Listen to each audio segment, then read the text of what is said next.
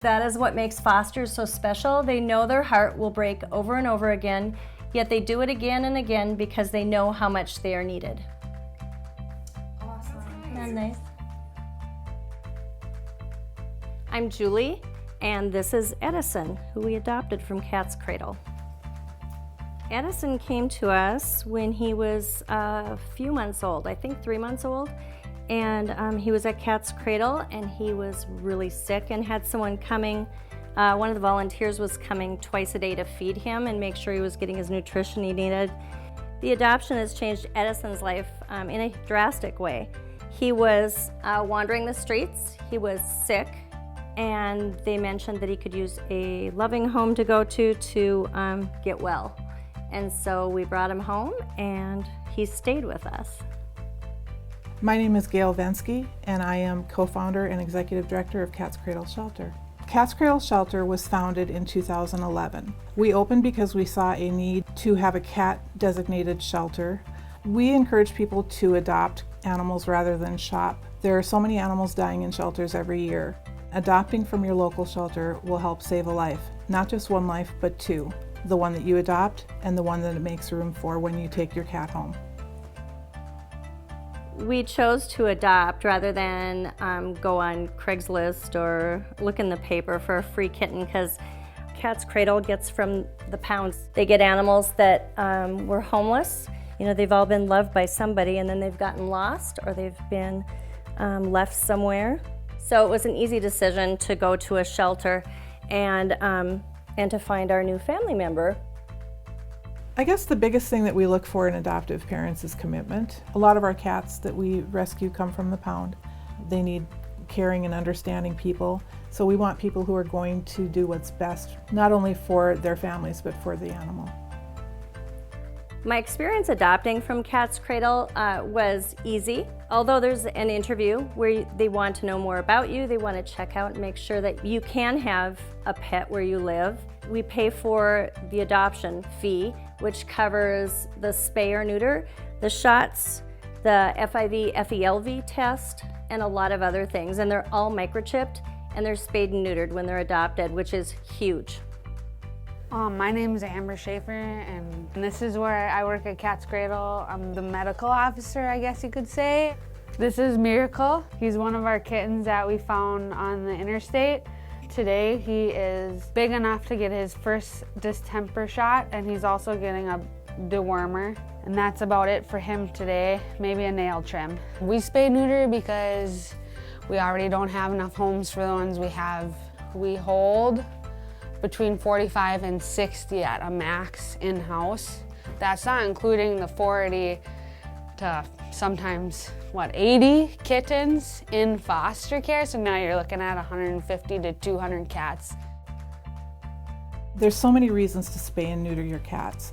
Health-wise, they're less likely to get cancer, pyometra, and other dangerous things. And then of course there's the litter. We always say don't litter, spay and neuter your pets. In about 5 years, one pair of unneutered and unspayed cats can produce almost 12,000 cats through the litters and through their children's litters. And there's so many animals in the shelters right now that are dying every day around this country. There's just really no reason not to spay and neuter. Cat's Cradle is a blessing in our community. We have people that are volunteering 70 hours a week to just make sure that the animals are off the streets and they'll have a good life for the rest of their life, somewhere where they'll have shelter and food. So all of the 500 plus, almost 600 cats that come through Cat's Cradle are guaranteed a great life. We have about 50 volunteers that work here at the shelter on cleaning shifts. They come in the mornings and in the afternoons and take care of the cats, feed them, scoop litter boxes, sweep. We also have a really great group of volunteers who do fosters for us, anywhere from newborn kittens to older kittens that have had surgeries, recoveries. And we've got some well-trained volunteers who do the fostering for those cats as well. We do have some requirements for fostering. We have you come in and fill out an application, and then we'll sit and visit. We talk about the size of your home, how many people are in your home, how many animals are in your home. Once we figure out if you're a good fit, we go ahead and put you on our foster roster, and we'll put you in our rotation. And as we get cats that meet your specific needs, we set you up with those supplies and get the animal into your home. So Edison came to us after we actually went for a tour of Cat's Cradle, my daughter and I, and we came home with 2 small kittens, a brother and a sister. And when they were adopted, we ended up being very heartbroken. So when Edison, who was really ill in the back room, was sent home with us as our next foster, he was kind of doomed to be what we call a foster failure, but it's a good thing. But it's where we end up adopting our fosters. And anyway, since Edison came home with us and we adopted him, we have had almost 100 foster kittens that have come through, and we call it a love stop. So when the kittens come home with us, we have a room prepared, and we have lots of love and lots of attention, and it's a safe place for them. And then we have, like I said, about 100 kittens that have come through before they've been adopted. So it's a good thing.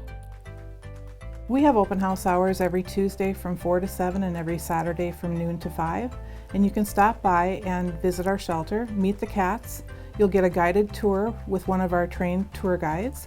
They'll tell you a little bit about the personalities. They'll ask you questions about your household and what your needs are for a family pet, and we'll try and do our best to match up the perfect companion for you.